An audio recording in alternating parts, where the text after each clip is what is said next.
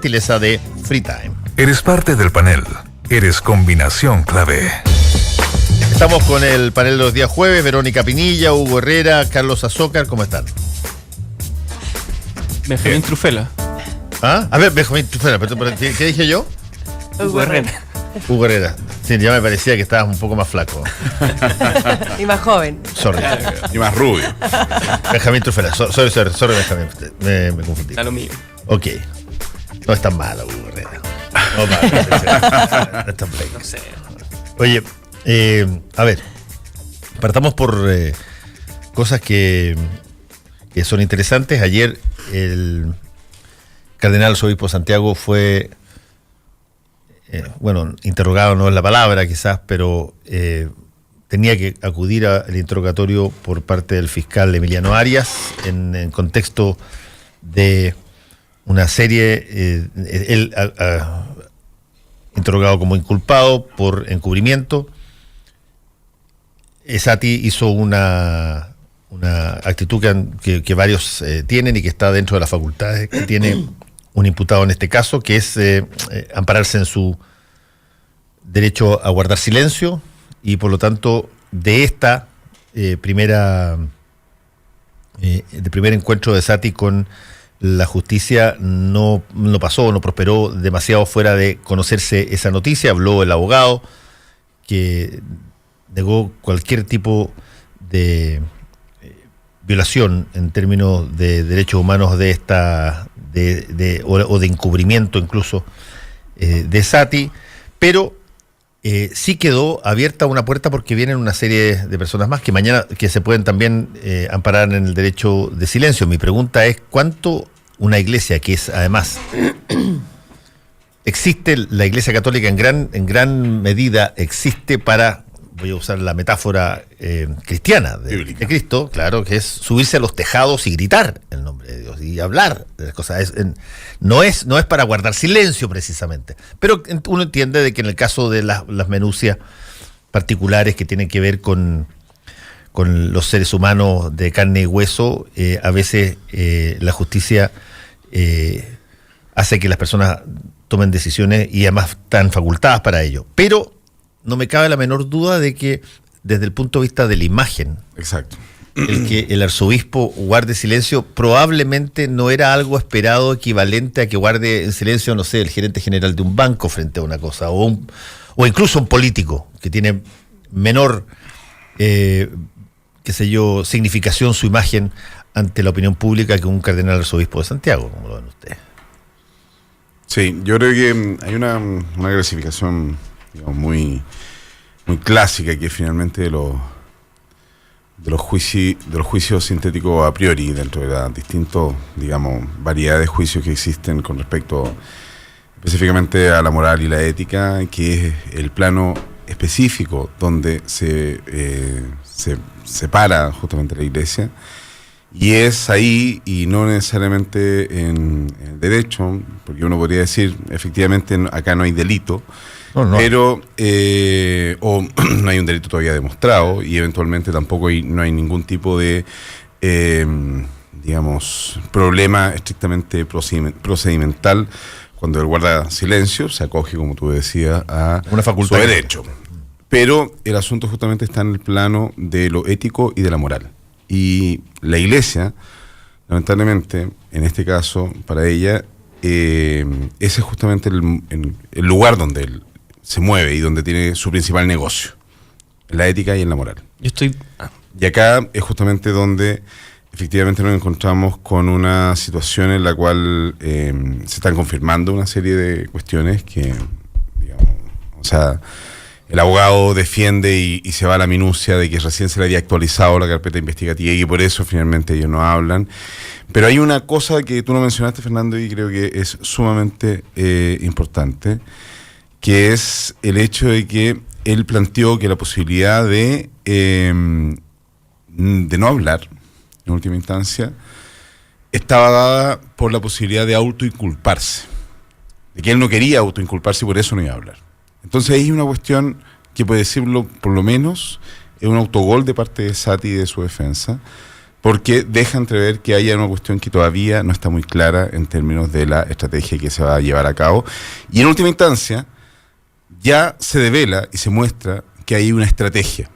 Por lo tanto, hay una serie de actores interesados y no está funcionando una estrategia específicamente individual, una estrategia de defensa, en la cual, si las cosas estuvieran muy claras y las cosas fueran absolutamente, digamos, beneficiosas para este caso, para Esati, la verdad es que no hubiese ningún tipo de problema y no hubiese recurrido a este recurso de guardar silencio. Yo creo que realmente la Iglesia, con este paso, con esta situación, a lo mejor en lo judicial puede que sea una estrategia a mediano plazo o a corto plazo, una estrategia acertada, pero a largo plazo nos encontramos justamente con una situación sumamente compleja.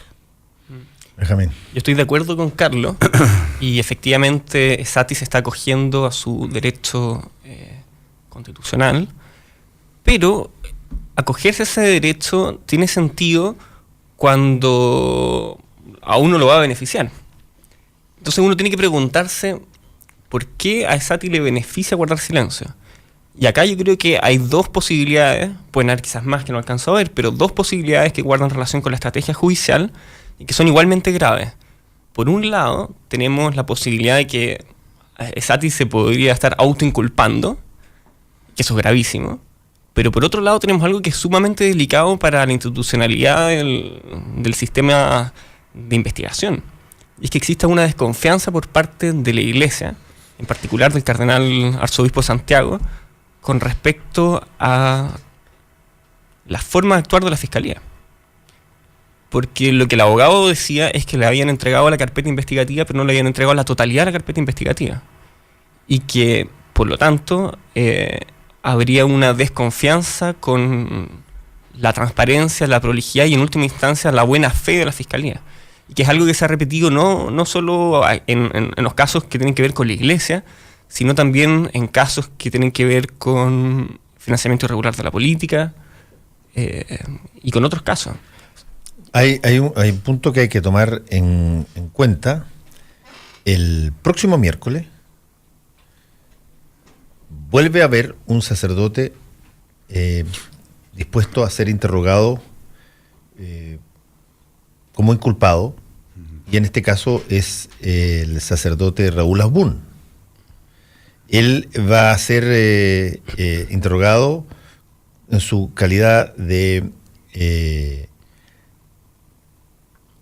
llamémoslo así, asesor en un momento dado y de una situación que afectaba una acusación de abuso en contra de Jorge Laplagne, que era un sacerdote. Bueno, va a haber una segunda instancia. La pregunta es un ejemplo, si tú quieres, lo que hizo Esati para alguien que tiene, qué sé yo, una gradación menor, pero que tiene que enfrentar exactamente el mismo procedimiento? A mí no me extrañaría que Raúl Asbun entrara y su abogado dijera que se acogió a la facultad de guardar silencio. Si es que lo hace el quien puede lo más puede lo menos, digamos.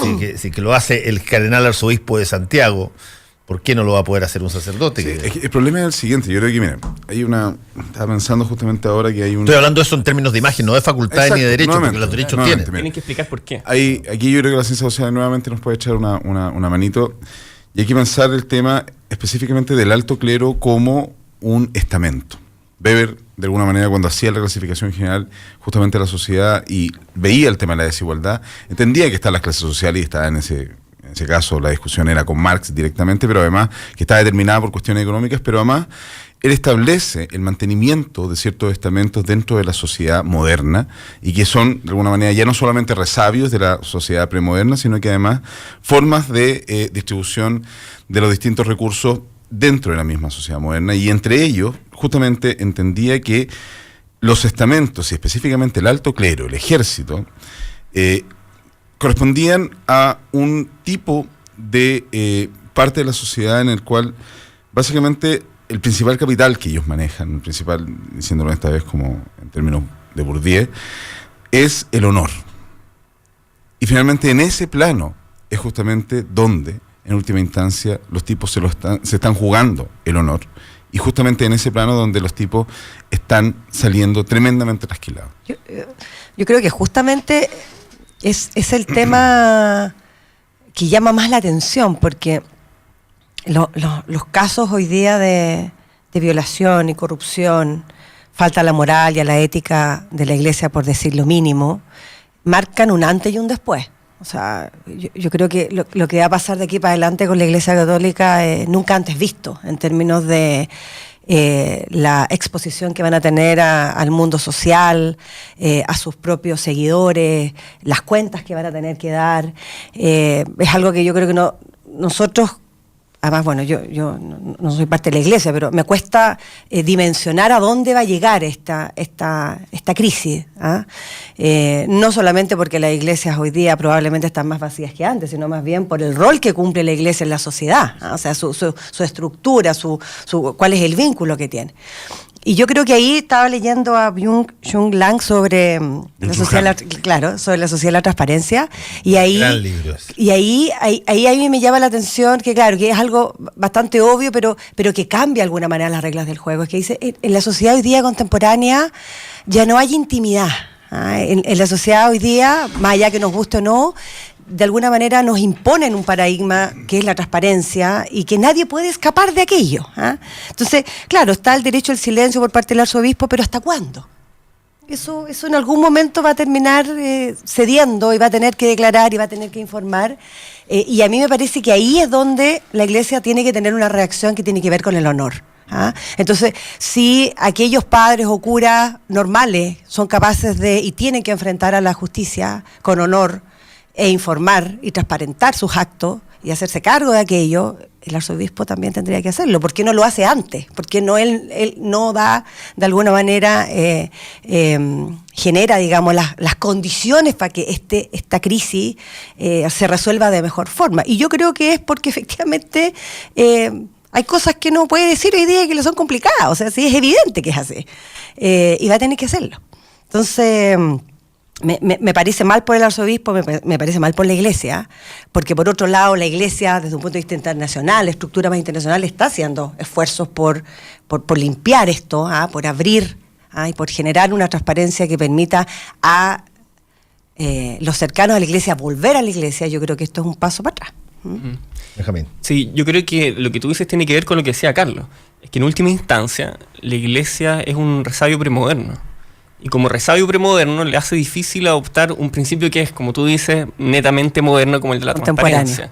Claro. Y uno podría decir que justamente ahí radica uno de los grandes problemas que tiene la Iglesia hoy en día, y que es en gran medida la causa de todo lo que ha pasado, todos los casos de opacidad que tienen que ver con los casos de pederastía, pedofilia y muchas otras cosas, digamos.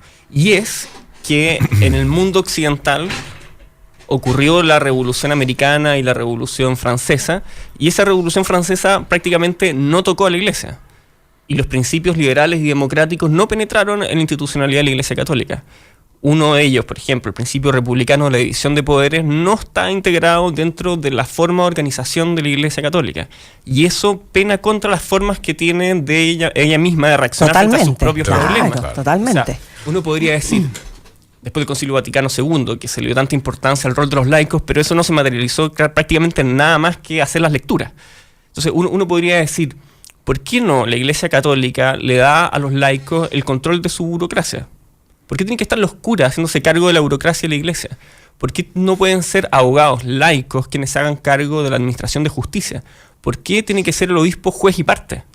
Porque en el proceso canónico el obispo es juez y parte. No, y ahí el caso justamente de Óscar Muñoz es el caso justamente más, digamos, aberrante en última instancia. O sea, cuando nos encontramos que él mismo era el encargado de estar administrando los archivos, claro, de recibir y evaluar las cosas. Presentable. Bueno, pero es que ese tipo de cosas pasan cuando tú tienes, y yo concuerdo con lo que dice Benjamín, cuando tú tienes rezagos en materia de modernización de instituciones y se mantiene...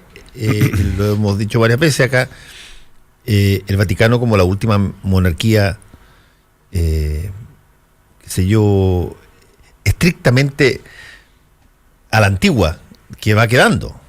Es una cosa, cuando tú citas a Byung-Chul Han critica el que la sociedad sea así de transparente. Exacto. No es que él diga, oye, debiera ser todo transparente. Pero es un hecho. Exacto. Es un hecho. Él dice, Es un hecho. todo apunta a que aquí hoy día tú tienes que dar cuenta de todo lo que tú eres, de todo lo que tú haces, de todo, incluso lo que tú piensas.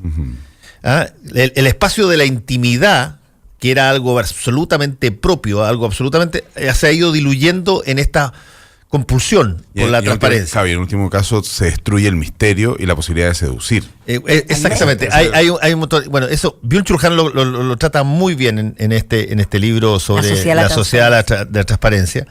A favor del islamismo. Pero no está. Taparse, digamos. Sí, porque no es eso. El Byung-Chul Han lo que dice es que tú tienes derecho a reservar situaciones que tienen que ver con la esencia de lo que tú eres y que no es el otro, y que se basa básicamente en cosas que tú sabes y que son cosas que no necesariamente las tienes que compartir. El yo. Claro. Pero bueno, el hecho es que le ha costado una barbaridad a la Iglesia Católica cohabitar con la ampliación del escrutinio público, que viene siendo una característica esencial de las democracias y de la política moderna en los últimos 60, 70 años. Porque tú miras hoy día al 2010, antes de la denuncia de los de Caradima, y tú ves la reacción a la primera denuncia, y si que la lees hoy día, te parece barbárica. Exacto. Las cosas que dicen. Pero a una denuncia que se hace hoy, 8 años después, tú encuentras, si bien gente que niega los hechos o que los puede negar, pero tú encuentras acogida, encuentras una plataforma, encuentras una cosa, y nada de eso ha modificado, por lo menos desde el punto de vista procesal o procedimental estricto, nada de lo que se haga en materia de derecho canónico. ¿Sabes? A mí me pasaba, claro, yo lo trato de leer justamente desde el plano específicamente de la legitimidad, que nuevamente hablamos, volvemos a Weber. Pero el tema específico es cómo, de alguna manera, estas instituciones se mantienen por su legitimidad y cómo de un tiempo hasta acá, efectivamente, esto ha ido decayendo.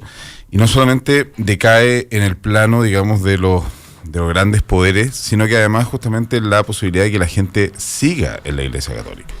Porque, y acá es muy interesante pensarlo, ahora bien en términos gramscianos, de pensar el cura del pueblo, que él, finalmente Gramsci lo piensa como un intelectual orgánico, el más básico, que es aquel que transmite una doctrina y que de alguna u otra manera puede estar constantemente, digamos, captando a todos los seguidores de la Iglesia. Y en este caso, yo creo que esta, de alguna manera, ya venía hace rato el problema justamente a este nivel. Pero con esto, en definitiva, ya la decadencia de la Iglesia Católica y la influencia que puede tener la Iglesia Católica en nuestra sociedad es total y absoluta. Y en ese sentido creo que todos los poderes, de alguna manera, fácticos... Yo creo que total y absoluta son palabras un poquitito grandes todavía. ¿Por qué? ¿Por qué te voy a decir por qué? Porque como en toda orden de cosas, lo voy a plantear con un ejemplo gráfico. En la sala de prensa en los años 60, en la sala de prensa creo que se llamaba, no me acuerdo cómo se llamaba en ese momento el diario, pero el London Herald Tribune o lo que se llame, había un letrero para todos los periodistas que decía: un inglés es noticia, 10 estadounidenses son noticia, 20 franceses son noticia y nada nunca pasa en Chile. Literal, yo tengo la foto del ¿De qué año estás hablando? 60, 1960, por ahí. Y yo lo he puesto en bastantes partes la cosa. Que básicamente lo que te dice es que la importancia de lo que suceda con algo tiene que ver con la proximidad hacia determinados poderes o determinadas posiciones de situaciones que son más importantes que otras. Si esto que tú estás viendo, ¿por qué? A ver, te lo pongo de la siguiente manera. En términos prácticos, ¿por qué en Estados Unidos, en Francia o en otras partes se ha allanado la Iglesia a pagar por indemnizaciones? No es solamente porque ha habido juicios civiles, ha habido juicios civiles que han estado determinados ahí, que eventualmente tú los podrías pelear de otra manera, ir a la Suprema, da lo mismo. Es porque en esas instancias el tema de lo que estamos hablando, el tema, si es que no se cierran los círculos rápidamente, es mucho más costoso mantenerlos abiertos en Estados Unidos, mantenerlos abiertos en Europa, Francia, qué sé yo. Es mucho más fuerte eso que si es que tú pagas. Y aunque se quebró en un momento dado, entró en bancarrota la arquidiócesis de Boston, pagaron.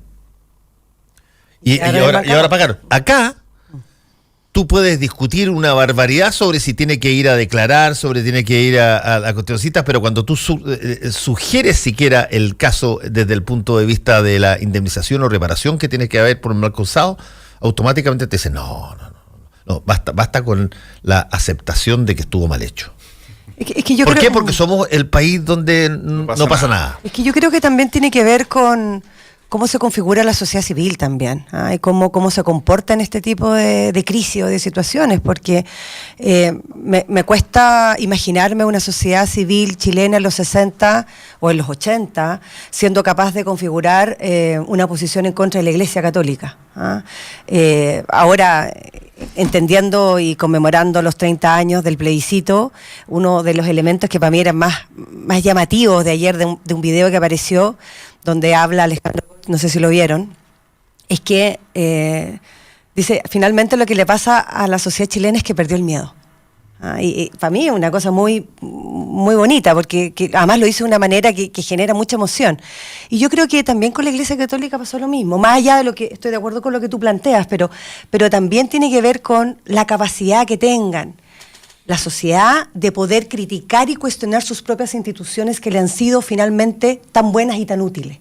Porque eso es difícil. O sea, tú tienes que tener una madurez, tienes que tener una capacidad crítica de separarte de este ente que, claro, que en muchos casos ha sido muy útil para la sociedad, la recuperación de la democracia, ha logrado llegar con apoyo a las poblaciones, con educación a las poblaciones. Es la misma iglesia, y es la misma iglesia. No son los mismos factores, no son los mismos elementos que llevan a esta situación, pero es la misma Iglesia Católica. Entonces, claro, para la sociedad chilena ha sido súper duro. O sea, yo creo que cada uno de nosotros sigue con mucha preocupación esta situación. Y yo creo que ahí la sociedad chilena hoy día está un poco más empoderada, tiene algunos elementos y siente que también, yo creo que está un poco más confiada que el sistema en general funciona de mejor forma. Ahora, no sé al punto si vamos a lograr llegar a esto de lo que tú dices, de que finalmente la Iglesia responda, ¿no es cierto?, y pague por sus actos. No solamente desde un punto de vista ético, sino que también desde un punto de vista penal. Pero yo creo que también hoy día estamos un poco más preparados como sociedad para poder enfrentar esta situación, como de alguna manera, como matáis al padre. Nosotros lo estudiamos y hay un malestar con respecto a los poderosos que es sumamente grande. Nosotros lo vimos específicamente con técnicas cualitativas. Y es una cuestión que lo habíamos visto antes del 2011 y después del 2011, y ahí yo creo que hay un punto de quiebre, que lo puedo, digamos, empíricamente comprobar, y es justamente que la gente quiere, justamente, ya no solamente cobrar con los políticos, sino que también con todos los poderosos. Y en este sentido, el alto clero, por eso yo hago la diferencia, tenía además la desfachatez muchas veces de decir, no hay que olvidarse que Sati hace poco habló justamente de las personas transgéneros como si fuesen animalitos. Así es. Y así se refirió, y con esa, y tuvo incluso gente que lo salió a defender. Entonces ahora que se siente en el banquillo de los acusados y que se siente Asbune en el banquillo de los acusados, yo creo que es una cuestión sumamente, no solamente fuerte, sino que hay mucha gente que está sintiendo que... Sí, que está bien, un marco de... Claro, un cambio de época. Tenemos que hacer una pausa y ya volvemos. ¿Tienes listo tu comentario en redes sociales? Ya regresa Combinación Clave. Combinación Clave. En la 92.9. Tu opinión nos importa. Hora Clave. 9 de la mañana. 59 minutos. 92.9. Somos como tú. Somos la clave. Vivir retornable es vivir con más conciencia para cambiar algo más que tu vida. Es hacer un mundo más sustentable, con menos cosas descartables dando vuelta. Y en Coca-Cola queremos decirte que no es difícil empezar a hacerlo. Son pequeñas cosas, como llevar un envase retornable vacío y volver con uno lleno. Busca tus retornables en supermercados a precios imperdibles. Coca-Cola, vivamos más retornable. Ay, amiga, se viene el verano y no tengo nada planificado. Buscar pasaje, un hotel rico, traslado, todo. Pero Connie, para. Yo ya fui a una oficina Latam Travel y me ayudaron a planificar todo mi viaje. Me voy a Varadero con la José y Martín. ¿Cómo? ¿Cuándo? ¿Y en qué momento que no supe? Planifica ahora tu verano. Muchos destinos te esperan. Visita ahora una oficina Latam Travel. En Latam Travel, creamos todo tu viaje. En el corazón de Providencia y a pasos del metro, Hotel Nogales and Convention Center. Un servicio de primer nivel con estacionamiento, Wi-Fi y desayuno incluido. En Hotel Nogales ponemos a su disposición nuestro centro de eventos con salones con capacidad hasta 400 personas. Reserve su estadía en hotelnogales.cl o a nuestro teléfono 223-356958. Hotelnogales.cl. Lo hacemos simple para usted. Atento. Ya está de vuelta tu programa de actualidad y debate más entretenido. Tu opinión nos importa, así es que toma tu lugar en el panel, en @Radio La Clave y comenta. Es tu combinación clave.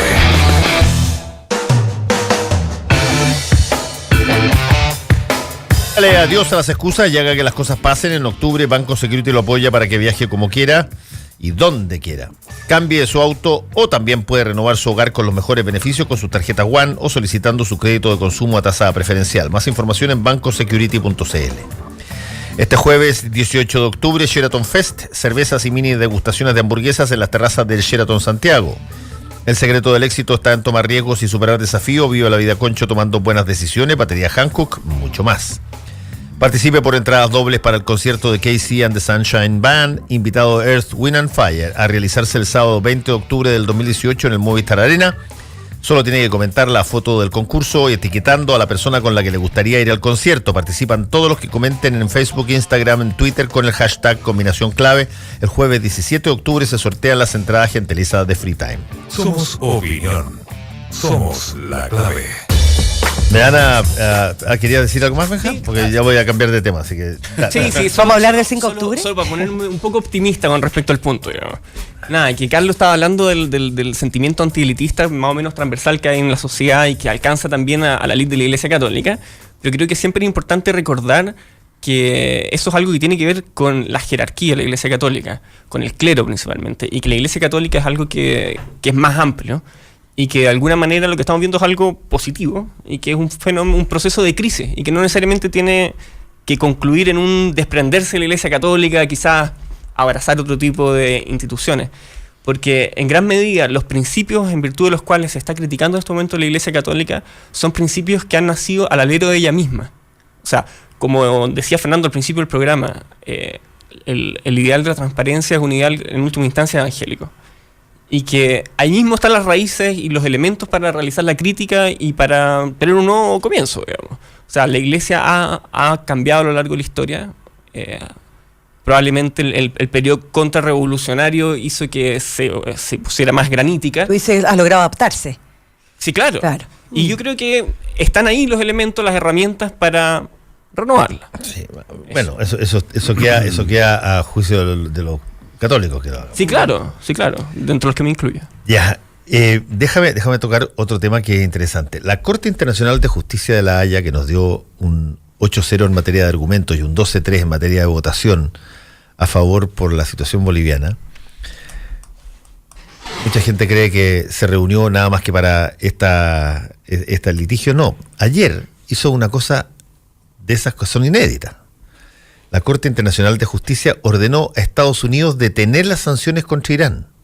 Irán fue a la Corte Internacional de Justicia a decir de que las sanciones que Estados Unidos había puesto contra Irán afectaban la situación humanitaria porque afectaba fármacos, tenía que ver finalmente con recursos que el Estado utilizaba en mantener situaciones médicas de las familias y por lo tanto dijo ese tipo de sanciones no debieran ser. ¿Y a dónde va? A la Corte Internacional de Justicia.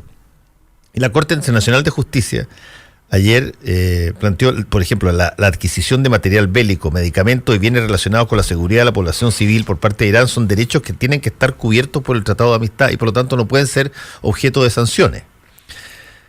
Estados Unidos esto no le da ni fu ni fa, porque acuérdate tú que si bien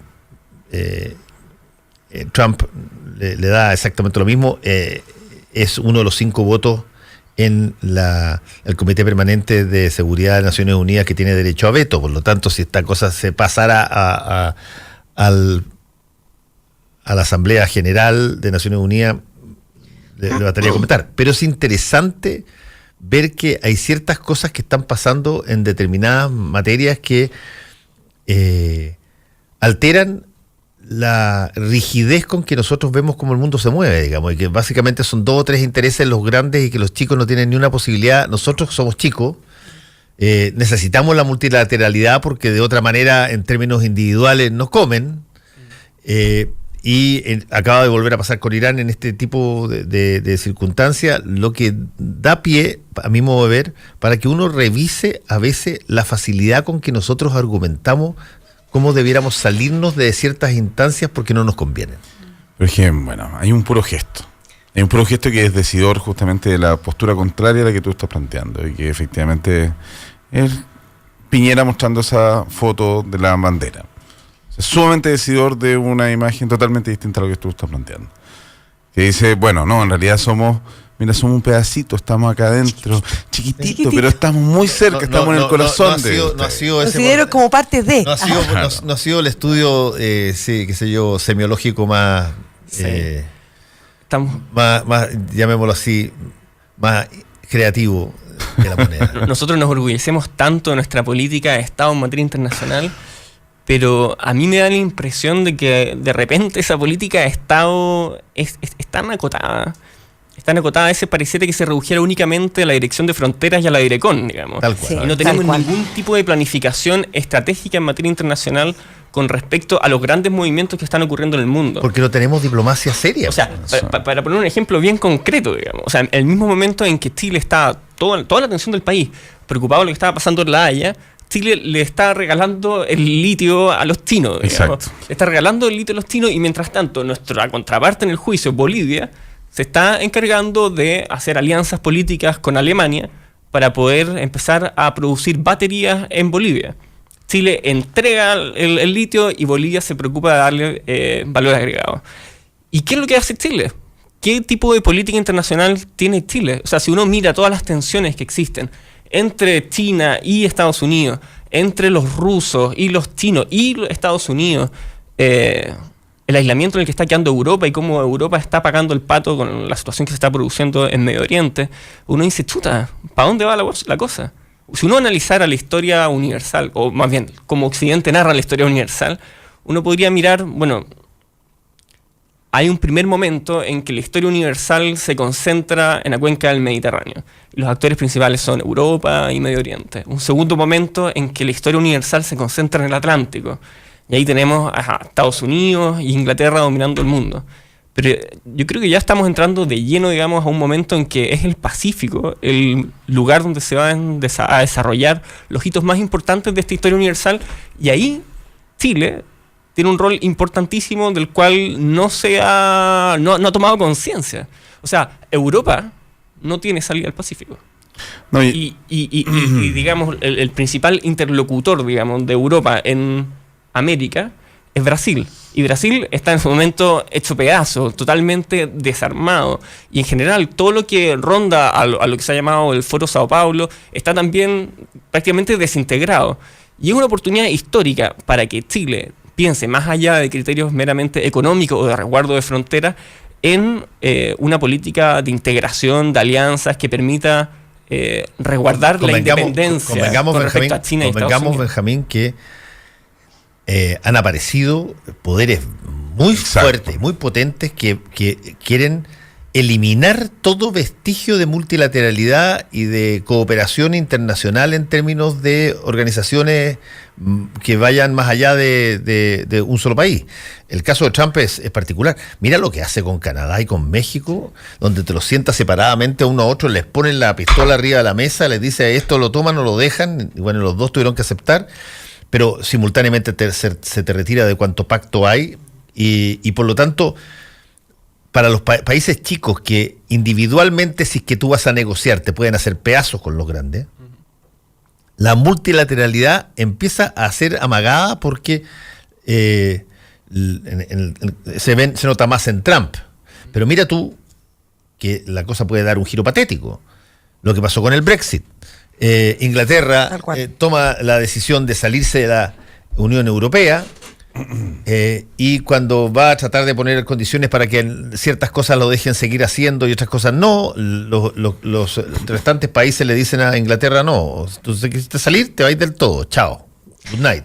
Y resulta que están a punto de llamar a otro referéndum para ver si se revoca el asunto. Pero ¿sabes qué? Yo creo que ahí son dos elementos. Uno es cómo Chile se inserta o logra insertarse en un acuerdo regional, que hoy día acuerdos regionales, la verdad, están casi inexistentes, muy débiles por la situación política de cada uno de los países, y yo creo que todos los esfuerzos supranacionales de poder instalar ciertos acuerdos han terminado lamentablemente siendo fallidos por la incapacidad que han tenido los propios pueblos de ver un poquito más allá, tener una estrategia más de largo plazo, y mirar cuáles son los beneficios compartidos de una posibilidad de tener una cooperación regional. Yo creo que ahí Chile evidentemente ha fallado, por un poco lo que mencionas tú, una falta de modernización de lo que es más nuestra mirada más diplomática, nuestra Cancillería, absolutamente, pero yo creo que con el tema de Bolivia, yo creo que a nosotros nos ha pasado otra cosa. Yo creo que con el tema de Bolivia, nosotros tenemos una historia larga con Bolivia, con Argentina, con Perú. Yo creo que la primera gran responsabilidad de nuestro cuerpo diplomático, nuestra Cancillería, era y es mantener diálogos políticos con esos países donde tenemos ciertas tensiones y dificultades. Entonces, cuando uno llega finalmente a esto, con reacciones nacionalistas aberrantes, como nuestra alcaldesa Antofagasta, que termina poniéndose la mano en el corazón, con una bandera en la mano, diciendo Chile. O sea, yo creo que la verdad, eso da un poquito más para la risa y de lástima, que lo que deberíamos estar pensando en un Chile del siglo XXI, mirando para adelante y decir, bueno, ¿cuáles son los acuerdos que tenemos? Porque Bolivia, yo no quiero... hoy día no quiero decir que no estoy de acuerdo con el fallo. Lo que quiero decir es que uno tiene que entregar y tiene que negociar para que también le entreguen algo. O sea, en el caso de Bolivia podríamos haber negociado, por ejemplo, el acceso a Brasil. Claro. ¿Sabes lo que significa para Chile? Exacto. Tener un acceso a Brasil en términos económicos. O sea, nosotros estaríamos hoy día en otra situación, y político. Pero tenemos miradas tan pequeñas, queremos redituar políticamente en el corto plazo, y no somos capaces de darnos cuenta que aquí hay una acción, que además hay una falta de liderazgo regional que Chile podría hoy día asumir si tuviéramos cierto acuerdo nacional para poder llegar a eso. En México hay una palabra muy particular y, digamos, asertiva para poder decir eso. Somos agachones. ¿Agachones? ¿Agachones? Agachones. Nos andamos agachando todo el rato. Abajistas. No, porque nos agachamos, no somos abajistas, somos arribistas, por el contrario. O sea, nos andamos agachando con los poderosos. Claro. Porque eventualmente, o sea, Chile... Y esto, insisto, nosotros igual de hecho, Fernando leyó ese libro, esa investigación que nosotros hicimos en el Chile Profundo, aparece justamente el concepto que nosotros elaboramos, que es el del otro superior extranjero.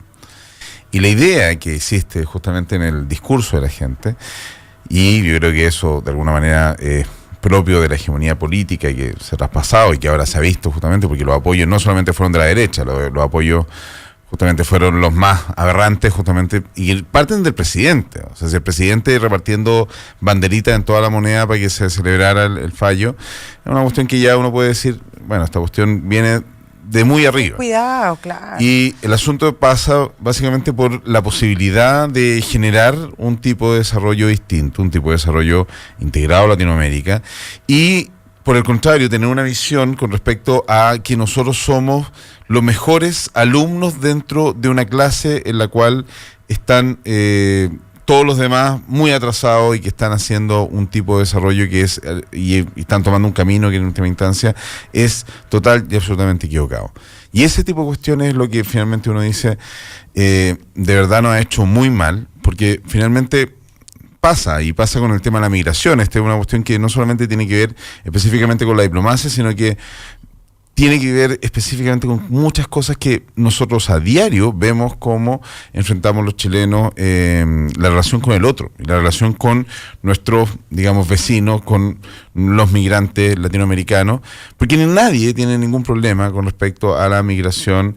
De hecho, muy por el contrario, la gente se siente orgullosa de tener justamente algún tipo de vinculación con Europa por algún migrante que también vino con una mano adelante y otra mano atrás.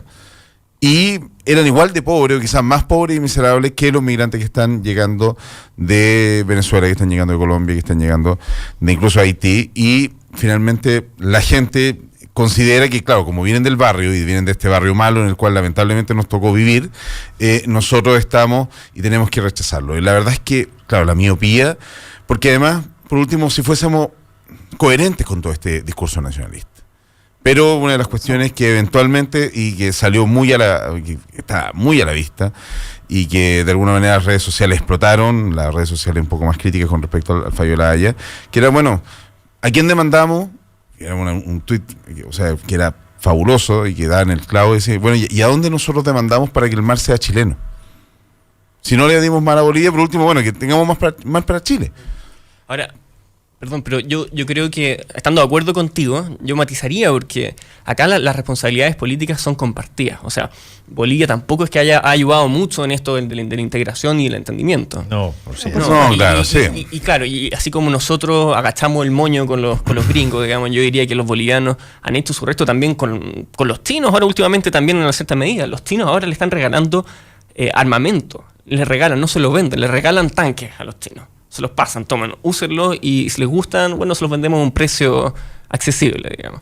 Entonces, el tema de fondo está en la falta de lucidez política.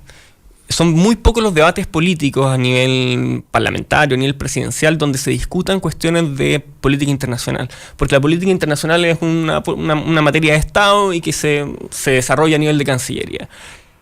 Hace falta eso, hace falta discusión, hace falta debate y integración en esas discusiones y en esos debates con nuestros vecinos. O sea, ¿cuántos seminarios políticos se realizan con académicos, con políticos bolivianos, por ejemplo, o peruanos o argentinos, donde se discuten estas cuestiones?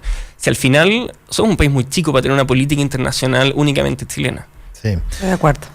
En todo caso, hay un lote de, creo yo, conclusiones que sería bueno que se sacaran después de lo que pasó en La Haya. Yo hice una editorial el otro día en donde incluyo que, lo voy a plantear de la siguiente forma, perfectamente podríamos haber estado en una situación totalmente distinta si es que nosotros tuviéramos históricamente una Cancillería que reflejara un interés permanente en términos de la aplicación de los talentos y el arte de la diplomacia y la negociación, tal cual la tienen algunas otras cancillerías, incluso de países que nosotros miramos bastante bajo el hombro y que, sin embargo, diplomáticamente tienen una situación mucho más sólida que nosotros. Yo planteaba que en los últimos 50 años solamente han habido 2 cancilleres que han emanado o han pasado por alguna carrera diplomática funcional. Uno de ellos era Mariano Fernández, que fue exonerado después del golpe militar de la Academia Diplomática, y el otro es René Rojas Galdame, que fue ministro de Relaciones Exteriores de Pinochet.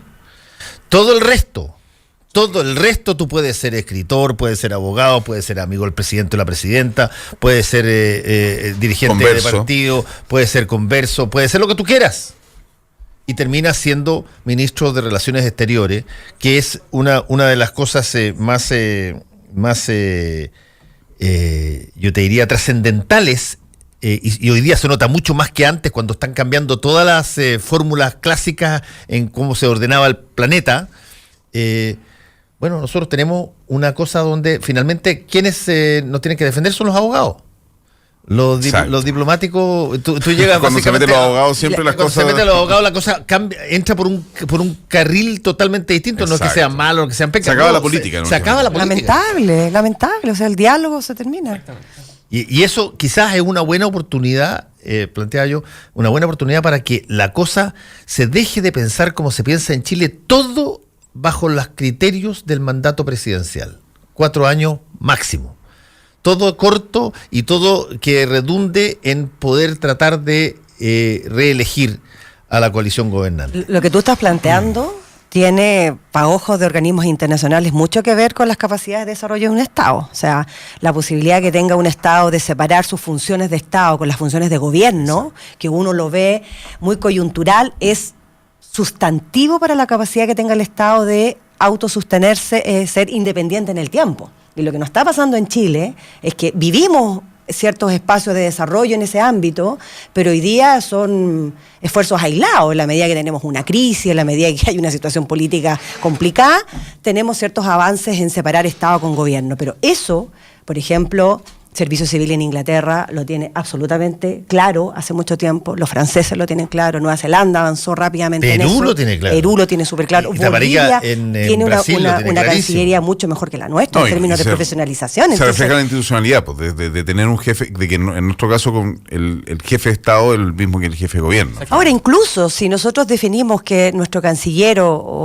sea muy cercano al gobierno, no debería cambiar porque la estructura de Estado es tan grande, es tan consolidada, las políticas son tan definidas, que eso no te genera cambios sustantivos. Claro, hay institución, claro, hay una institución. Hay una institución. Aquí no hay institución, aquí hay puestos, digamos. Aquí hay puestos. Hay puestos. Y tú, claro, ¿qué es lo que han tratado de lograr la gente de la carrera diplomática chilena? Lo que más se ha tratado de lograr es que se amplíe el porcentaje de embajadores que tienen que ser nombrados de acuerdo a si es que han estado o no han estado en la Academia Diplomática. Tú en un momento dado todos los embajadores podían ser nombrados por el presidente de la República, y empezaste a generar conversaciones para tratar de lograr de que un 25%, un 20%, un tercio, pero ya, es lo que más puedes lograr. Y en los países limítrofes, los países más importantes contigo, que son aquellos que necesitan las mejores lógicas de continuidad y de negociación, tú pones a las personas que son de tu confianza política. Y en el ámbito del cabeza del ministerio, que siempre tiene buena estadística en términos de... ¿Por qué? Porque el ministro de Relaciones Exteriores, uno lo ve siempre haciendo discursos, saliendo fuera del país, no se inmiscuye en la cosa pequeña, chica de interna. Siempre en el gabinete está súper bien puesto. Pero que yo sepa, todos los ministros de Relaciones Exteriores que han tratado de ser presidentes no han podido pasar ni siquiera de candidato. Bueno, pero para que pase lo que tú dices, la condición previa es que los actores políticos tomen conciencia del problema. Y para que los actores políticos tomen conciencia del problema, tiene que haber reflexión en materia internacional. Y si uno va a ver qué es lo que está pasando en los centros de estudio de los distintos partidos políticos, uno se encuentra en general de que hay una ausencia de reflexión política en materia internacional. Y esa ausencia de reflexión política en materia internacional es lo que hace de que nuestra política internacional no sea profesional. O sea, primero, para que hayan ese tipo de instituciones, tienen que haber acuerdos en materia de política internacional. Nosotros estamos haciendo un estudio con CEP, Espacio Público, Chile 21 y Libertad y Desarrollo. Vamos a hacerle una propuesta al presidente Piñera sobre calidad del empleo público en Chile. Y uno de los elementos que más hemos discutido y donde hay mayor consenso es cómo profesionalizamos y despolitizamos finalmente el sector público y el empleo público, bajo la lógica que tú estás mencionando hoy día y que hemos estado discutiendo. ¿Cuáles son las funciones de Estado? Y que tienen que tener una carrera funcionaria, un seguimiento, una continuidad, y que tienen que reflejar intereses de Estado. Y otra cosa es cómo el gobierno asegura sus programas de gobierno cuando llega al poder, que es muy válido también, pero acotado a un sistema que también es medible, que tiene ciertos tiempos y tiene ciertas reglas. Y no hablo solamente de ADP, no es solamente alta dirección pública, es como también vamos generando una carrera que le haga sentido en esta cuestión. Ahora, yo creo que hay una cuestión que claro, que a lo mejor nos desviamos y a lo mejor nos achicamos mucho en el tema. Yo creo que también hay una cuestión que es importante tener una visión con respecto a la geopolítica de forma global. Sí, y una de las cosas que tenemos que entender es básicamente el hecho de que pasamos de un mundo bipolar a un mundo unipolar a finalmente un mundo multipolar. Y acá yo creo que hay muchas teorías y hay mucho trabajo, digamos, de investigación que son interesantes de citar, y ya no solamente para poder romper justamente con el paradigma agachón, que es tratar de entender cuáles son las posibilidades de integración regional que nosotros tenemos, cuáles son las alternativas justamente de desarrollo alternativo al que estamos llevando ahora, que básicamente se sustenta en el extractivismo y en la economía financiera, y recogiendo lo que tú decías, generar algún tipo de desarrollo en el cual tengamos algún tipo de valor agregado. O sea, actualmente nosotros lo que estamos haciendo es destruyendo nuestra naturaleza y estamos endeudando a todo el mundo, y en última instancia el modelo que estamos siguiendo también en términos de política internacional es muy cercano justamente al modelo económico y al modelo de negocios que ha tenido el presidente Piñera, que básicamente, y nunca hay que olvidarse finalmente, que Piñera es un especulador. Y que viene de ese mundo y instala esa lógica justamente en el Estado y está tratando constantemente de improvisar y generar esta apuesta, que es justamente lo mismo que pasa contra toda la... Porque, decía Fernando, fue una muy mala decisión de parte de la Moneda. No, esa fue una decisión de Piñera, única y exclusivamente de Piñera. Entonces, seguramente lo que al gallo llegó y se le ocurrió en ese momento, esta es una increíble idea, a pesar de que todos sus asesores le dijeron que no, que era una pésima idea. La bandera, el tipo llegó y dijo, voy a aparecer, no solamente es arriesgado, pero voy a poder sacar algún rédito con esto. Y la verdad es que... ¿Qué habrá estado pensando en realidad para hacer eso? Porque... que frente al otro payaso alejado Bueno, pero ahora Piñera va a Europa. Y si uno ve la agenda de Piñera en Europa... Uno dice, salvo el encuentro con el Papa, el resto es política comercial, digamos. Es direcón. Sí, es bastante menos interesante en términos de con quién se va a contactar que lo que pareciera, porque, claro, si tú tuvieras 5 jefes de Estado europeos en la lista, bingo. Pero no. El Papa es probablemente la reunión más importante que va a tener, y es una reunión donde... Política interna, digamos. Claro, y que es una reunión donde... Con la iglesia le caía, o sea... Pero además es una reunión donde ¿qué puede preguntar, digamos, bueno, ¿qué está pensando en, qué sé yo, en materia de arzobispo de Santiago, o cosas acá ya? Pero no es mucho lo que se pueda ordenar esa situación, porque ahí básicamente hay... Uno de los dos es el que tiene que hacer la tarea, no los dos. ¿Qué puede hacer el gobierno de Chile frente a la crisis de la Iglesia Católica? Hay algo que conversar, pero de todas maneras es una cuestión de política interna. No tiene que ver con un problema geopolítico, que es lo que hablabas. Pero además el problema de la Iglesia chilena no es un problema de Estado, finalmente. Yo creo que sí, perdón. ¿Por qué? Porque la base... Al contrario. Es un problema de una institución que no tiene que ver con el Estado. No, pero sí cuando hay problemas judiciales. Si hay abuso y si hay finalmente, o sea, ahí hay el problema de legitimidad de ellos. No. Pero el Estado efectivamente tiene que... No, hay un daño al Estado cada vez que se abusa una persona, sin duda. Claro que entonces ahí sí que tiene que ver y de alguna manera... Pero no sé qué intervención específica pudiera hacer el presidente como presidente. Sí, pero el punto es que sí es un problema de Estado. Ese es el punto de lo que digo yo. Aquí hay una de las partes en la que tiene que arreglar el entuerto sobre la base de tomar decisiones y reformar la manera en que se organiza. No creo que vaya a pasar. No va a pasar. Lo que voy a decir ahora, no creo que vaya a pasar, pero al Estado chileno le debiese importar mucho lo que pasa con la Iglesia chilena, más allá de los delitos, sino por la importancia que tiene la Iglesia católica en generar cierta confianza pública, ciertas instituciones, cierto pensamiento, cierta influencia política, y el Estado chileno tiene cómo presionar a la Iglesia chilena, porque el Estado chileno desembolsa muchos recursos a la Iglesia. O sea, no solamente eso, sino que además les permite que no paguen impuestos. Exactamente. Entonces, eso es un privilegio. Piñera no va a hacer nada de eso, pero podría hacerlo, digamos. O sea, el Estado chileno tiene herramientas para la escuela. Eso es importante. ¿Crees que el presidente Piñera va a ir y va a amenazar a la iglesia? No va a pasar, acabo de decirlo. Con quitarle... Pero un presidente con más pantalones... ¿Beneficios impositivos? No. Pero un presidente con más pantalones podría hacerlo. O sea, en China creo que acaban de acordar que van a nombrar a los obispos mitimota, digamos, con acuerdo. Sí, pero esa fue una cosa que además dejó la crema. Sí. Dejó la crema porque... efectivamente hay una iglesia católica que es pro gobierno chino, y hay una iglesia que es la iglesia subterránea, clandestina, que le llaman, las catacumbas, que es la que ha sido siempre fiel al Papa, etcétera. Con infinitos mártires. Con infinitos mártires.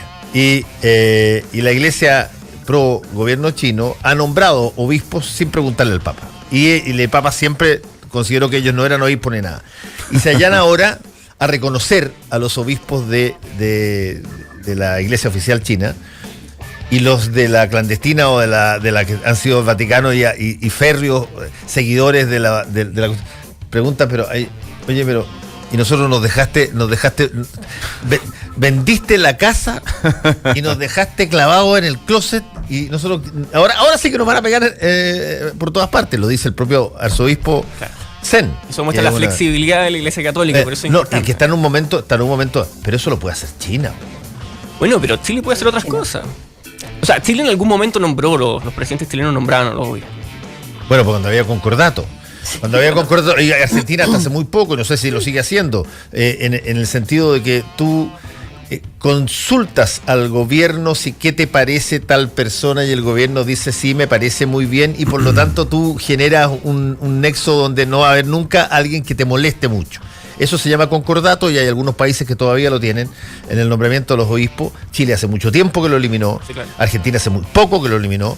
Durante la dictadura argentina había concordato y los obispos por eso es que no eran tan férreos ni tan brutales en contra de la dictadura, porque tenían una suerte de acuerdo, pero vamos a ver, porque aquí lo que se necesita ver, creo yo, es algo que el presidente Piñera con toda su disposición pero no puede ofrecer, que es que la Iglesia cambie sus maneras de comportamiento en términos de para usar la palabra del propio Papa, la cultura de abuso y encubrimiento. Pero uno le pediría al menos al presidente Piñera que trate por todos los medios posibles de que la Iglesia Católica desde el Vaticano envíe todos los antecedentes que no ha enviado. Sí. Por lo menos, desde ahí en adelante. Claro, tú le puedes pedir a una persona que se haga harakiri, sí. Oye, sí, yo creo que tú debieras de, sí, ¿sabes qué? Hazle un favor al país, suicídate. Pero eso no lo va a hacer. Autoeliminate. Ahora yo creo que esto va a seguir. Porque la tranza fue finalmente o los políticos o la Iglesia, y finalmente la Fiscalía va a ir por la Iglesia. Vamos a ver. Gracias a Viviana, gracias Carlos, gracias Benjamín. Volvemos.